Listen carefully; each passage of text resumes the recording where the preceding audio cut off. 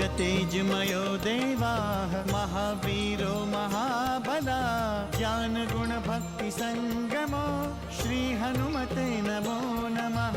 जय हनुमान संकट मोचन जय हनुमान। जय हनुमान संकट मोचन जय हनुमान। केसरी नंदन तिहु जगवंदन अंजनी सुत बलधारी। केसरी नंदन तिहु जगवंदन अंजनी सुत बलधारी। संकट मोचन नाम तुम्हारा संकट मोचन नाम तुम्हारा हर संकट पे भारी। जय हनुमान संकट मोचन जय हनुमान। जय हनुमान संकट मोचन जय हनुमान। संकट उसके निकट न आवे ले जो शरण तुम्हारी। संकट उसके निकट न आवे ले जो शरण तुम्हारी। संकट मोचन नाम तुम्हारा संकट मोचन नाम तुम्हारा हर संकट पे भारी। जय हनुमान संकट मोचन जय हनुमान। जय हनुमान संकट मोचन जय हनुमान। आज लंकेश का भ्रम टूट गया। उन्हें ज्ञात हो गया कि अब उनकी लंका नहीं बच सकेगी। अपनी आत्मरक्षा करने के लिए हम उस राक्षसंता राम से संधि कर लें। आपका हट, आपका प्रतिशोध, आपका अभिमान मुझे और लंका को अनाथ कर देगा। यदि लंकेश हमारे संधि प्रस्ताव को स्वीकार करते हैं तो हमें संधि करने में कोई संकट नहीं होगा। क्या संदेश भेजा है उस वनवासी राम ने, पढ़ के सुनाओ। लंकापति दशानन, आपका कल्याण हो। हम रघुवंश राज दशरथ कुमार राम आपसे निवेदन करते हैं कि आप अपनी स्वर्ण लंका को बचा लें। अब तक आपने असंख्य वीर खोए हैं, असंख्य योद्धाओं की बलि दी है।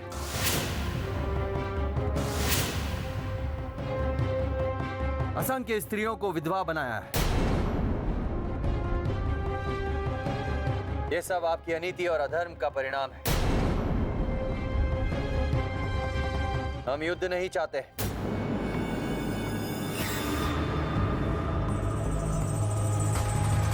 किंतु आपने हमें विवश किया युद्ध करने के लिए,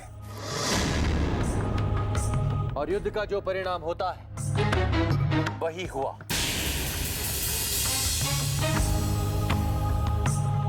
भीषण रक्तपात, सैनिकों का बलिदान। यदि आप हमारे प्रस्ताव पर गंभीरता से विचार करते हुए धर्म का आचरण करें, अनीति का मार्ग त्याग दें और हमारी जानकी को सम्मान पूर्वक हमें वापस लौटा दें,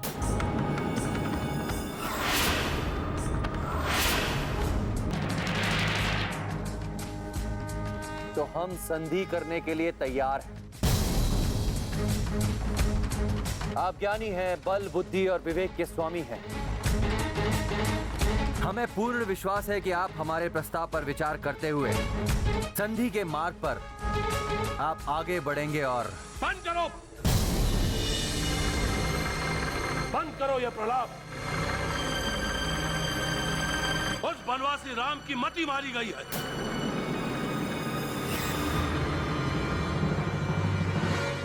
हमारे सगे संबंधियों का संहार करके संधि करना चाहता है हमसे वो।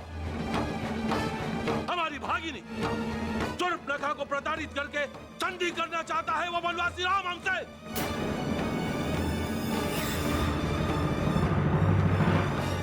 ये संधि का नहीं, अपमान का प्रस्ताव है पिताश्री,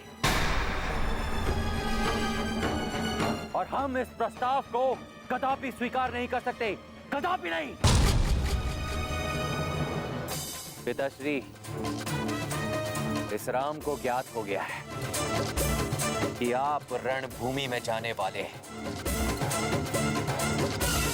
इसीलिए उसने भयग्रस्त होकर यह संधि का प्रस्ताव भेजा है आपके लिए। समझे आप पिताश्री? क्या प्रभु श्री राम के संबंध में अब भी कुछ समझना शेष रह गया है लंकेश? या जब आपकी ये स्वर्ण की लंका मिट्टी में मिल जाएगी तब आपको प्रभु की शक्ति का ज्ञान होगा। शांत वानर, शांत। हमें उस राम को समझने की कोई आवश्यकता नहीं है। हमें उन वनवासियों को समझने की कोई आवश्यकता नहीं है। हमें भी इस संधि में कोई रुचि नहीं है लंकेश। मैं तो आपके निर्णय की प्रतीक्षा कर रहा हूं। आपको प्रभु का यह संधि प्रस्ताव स्वीकार है या नहीं? आप सीधे सीधे शब्दों में उत्तर दें।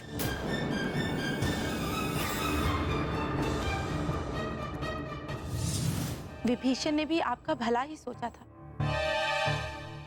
यदि उस समय आपने उनका परामर्श मान लिया होता तो आज ये दिन नहीं देखने पड़ते। अभी भी समय है स्वामी। यदि आप श्री राम से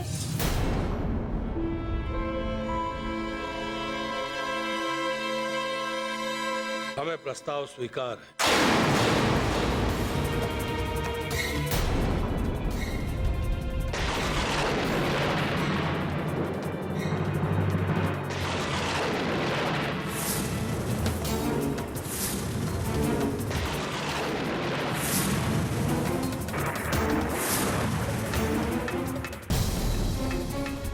पिताश्री, हिप पुनः मैं प्रस्थान करता हूं लंकेश। जय श्री राम। ठहरो वानर।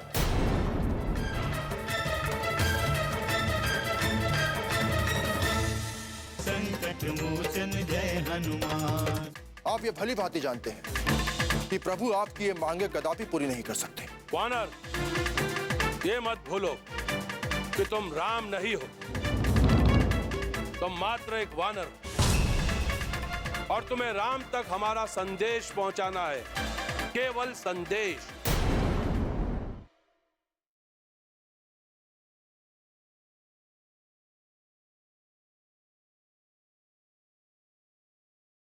संकट मोचन जय हनुमान। जय श्री राम। ठहरो वानर।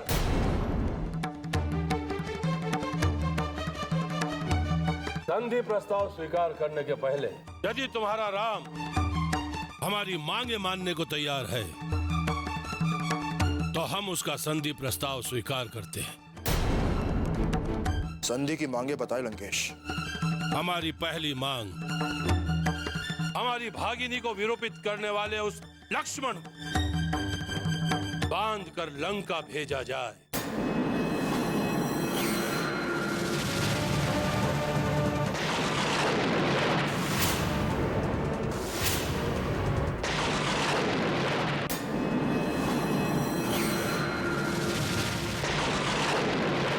हमारी दूसरी मांग उस सुग्रीव का वध कर दिया जाए और किष्किंधा राज पर अंगद का राज्याभिषेक किया जाए।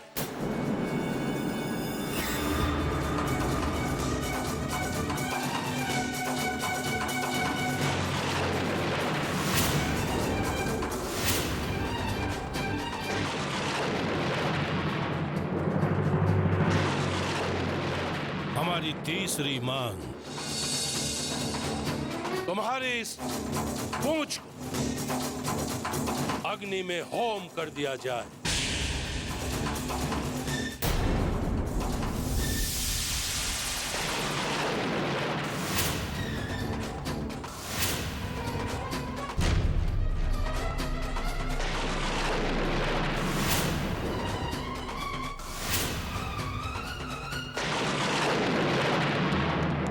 यह प्रयास तो आप पहले भी कर चुके हैं लंकेश, क्या पुनः? वानर, तुम केवल एक दूत हो। तुम्हें बीच में बोलने का कोई अधिकार नहीं है। क्षमा करें लंकेश, क्या और भी कोई मांगे शेष हैं? वो भी बता दें। हमारी चौथी मांग हमारे अनुज विभीषण को बांधकर हमारे समक्ष प्रस्तुत किया जाए।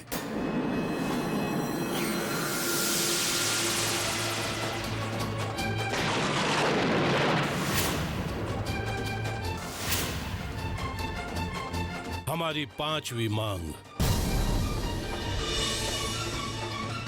लंका के उस सेतु को सदा सदा के लिए नष्ट कर दिया जाए जिस पर चढ़कर राम अपने वानर और भालू सेना के साथ लंका में प्रवेश किया था।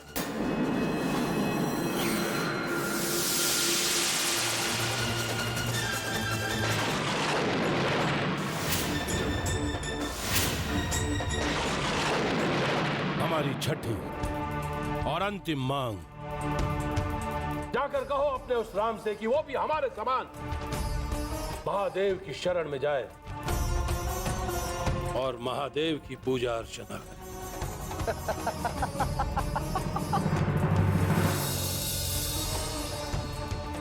हे वानर, सुन लिया? हाँ? लंकेश, आपने प्रभु श्री राम का संदेश स्वीकार करके भी स्वीकार नहीं किया। आप ये भली भांति जानते हैं कि प्रभु आपकी ये मांगे कदापि पूरी नहीं कर सकते। वानर, ये मत भूलो कि तुम राम नहीं हो, तुम मात्र एक वानर हो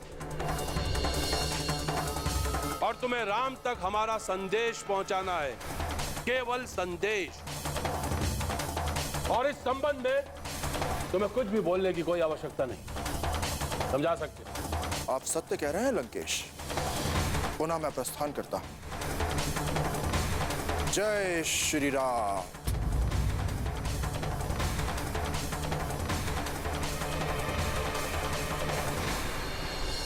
संकट मोचन जय हनुमान। ये तुम क्या कह रही हो? अचानक तुम्हें क्या हो गया इस प्रकार? शांत रहो सीते, शांत रहो। मैं लंकेश के विरुद्ध एक शब्द भी नहीं सुन सकती। मैंने तुम्हें समझने में भूल कर दी देवी तेजटा। अंततः तुमने अपना मूल रूप दिखाई दिया।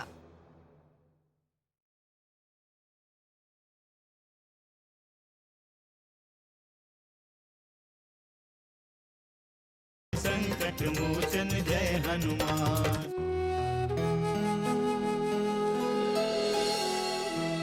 पुत्री सीते, तुमने कुछ सुना सीते? मुझे तो कोई भी सूचना आपसे ही मिलती है देवी त्रिजटा। क्या युद्ध समाप्त हो गया? सीते, लंकेश के बिना युद्ध कैसे समाप्त हो सकता है पुत्री? ये तो तुम्हारे पति ने लंकेश को संधि का प्रस्ताव भेजा था। क्या संधि? कैसी संधि? मेरे स्वामी लंकेश को संधि का प्रस्ताव कैसे भेज सकते हैं?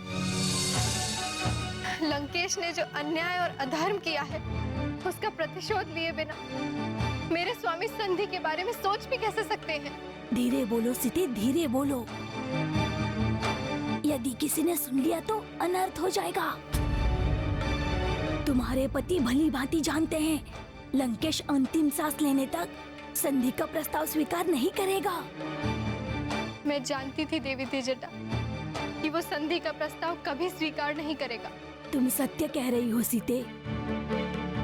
कहते हैं सब कुछ बदल सकता है, किंतु मनुष्य का स्वभाव बदल नहीं सकता। लंकेश भी अपने स्वभाव के अनुकूल ही कार्य कर रहे हैं। जब तक लंकेश को उसके किए का दंड नहीं मिल जाता, मुझे चैन नहीं मिलेगा। उसने मुझे बहुत सताया है। तुम जो चाहती हो वही होगा सीते। लंकेश को उसके किए का दंड भुगत नहीं होगा। सावधान सीते, लंकेश को कोई परास्त नहीं कर सकता।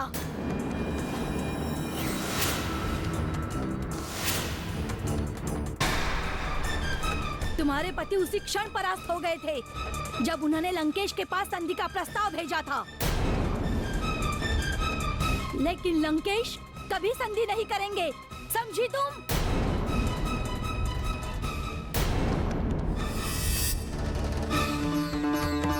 ये तुम क्या कह रही हो? अचानक तुम्हें क्या हो गया इस प्रकार? शांत रहो सीते, शांत रहो। मैं लंकेश के विरुद्ध एक शब्द भी नहीं सुन सकती।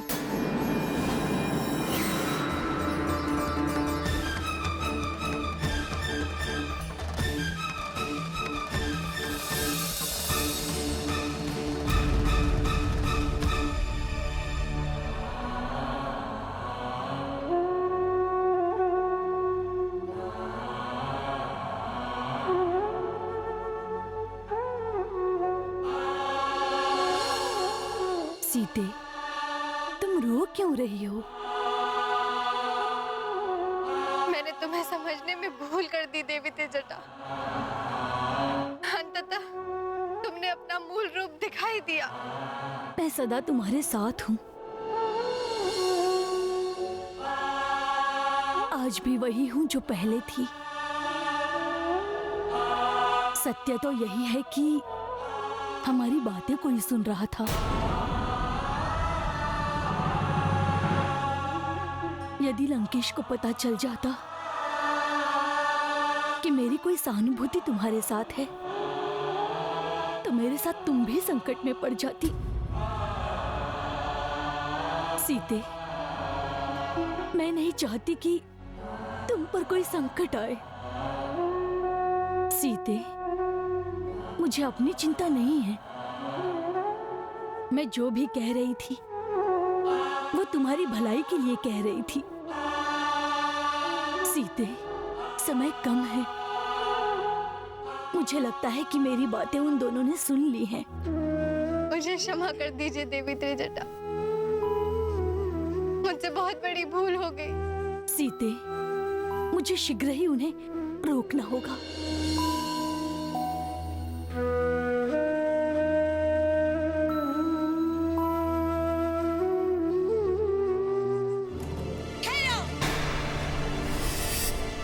संकट मोचन जय हनुमान। अर्थात लंकेश की एक भी मांग पूरी नहीं की जा सकती है प्रभु? कदापि नहीं हनुमान। लंकेश अपने अंत का आयोजन कर रहा है। वो युद्ध चाहता है, युद्ध, और युद्ध का अर्थ होगा महाविनाश।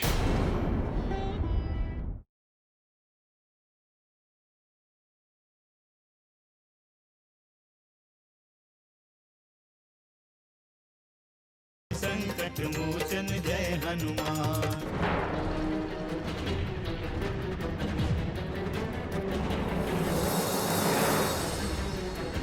मैं जानती हूँ तुम कहाँ जा रही हो और किस लिए जा रही हो।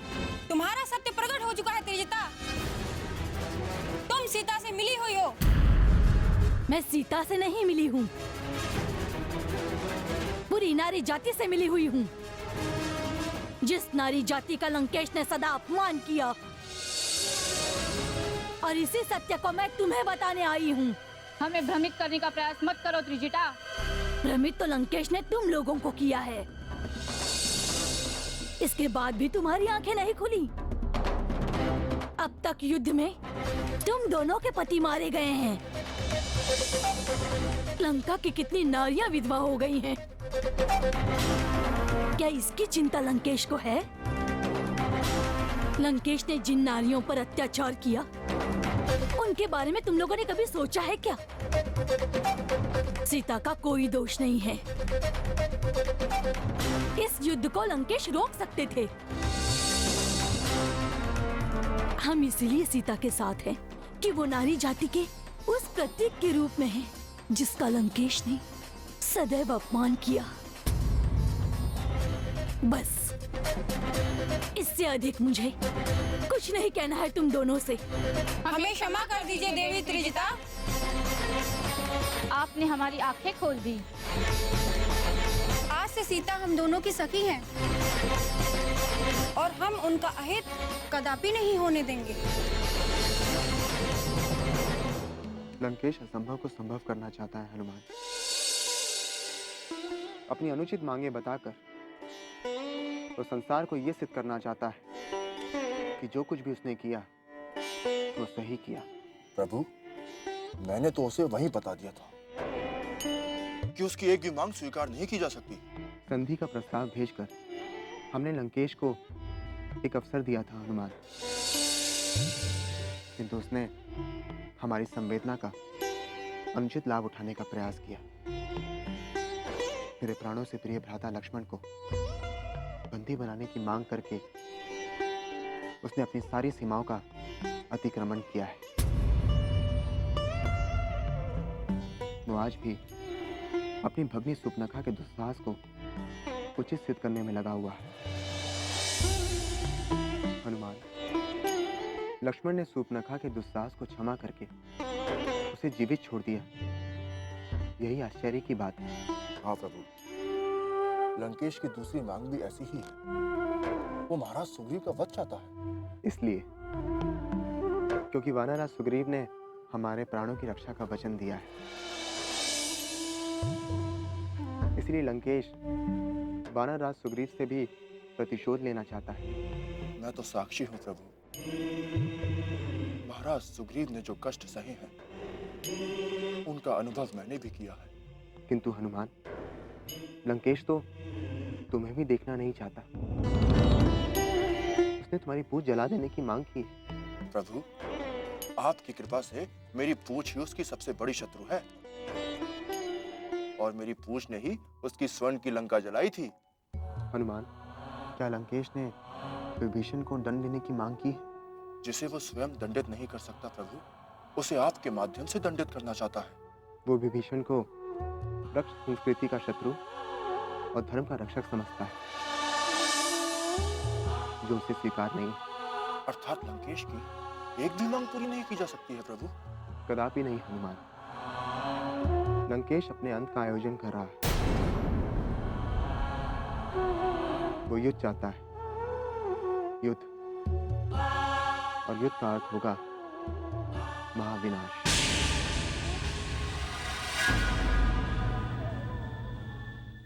हम महाविनाश देखना चाहते हैं मंदोदरी। महाविनाश। इस सृष्टि का अंत देखना चाहते हैं। इस सृष्टि का अंत।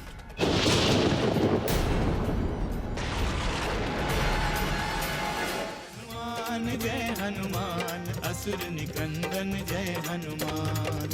मनोजवं मारुततुल्यवेगं जितेन्द्रियं बुद्धिमतां वरिष्ठं वातात्मजं वानरयूथमुख्यं श्रीरामदूतं शरणं प्रपद्ये।